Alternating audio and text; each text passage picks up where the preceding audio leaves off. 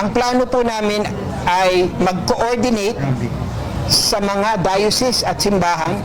Meron po kaming data team that will get information from the GAA, from DPWH, and from other volunteers where we will triangulate the priority areas where we will request parishes na binanggit po nila Bishop Colin para inspeksyonin ang mga flood control projects.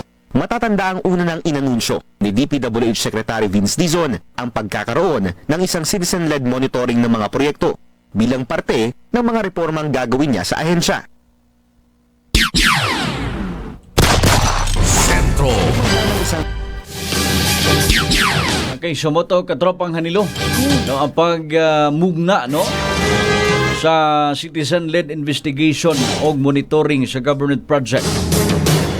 Dali na masuta ang mga problema anis palibot na to. Ang mga grupo katrupang ang mga mugnaon nga grupo sa tawag gani ginsakupan kini katrupang usa sa mga mahimong miyembro ni ini katrupang kani mga yanong katawhan. Yes. So, sa ini do na po ay mga representante gikan sa kanang ilang gingon nga sa simbahang Katoliko. Kanang tapat unsa na ilang gikuan katropang Hanilong ni Bishop nalimot ko sa pangalan ni Bishop. No, mo ni mga katropa ang kining pag-investigate. Kay mula gini wa pagyapon until now ang issues flood control project ana agyapon sa kahanginan. Na pagyapon social media nya wa pa magyapon nga presyo man gud.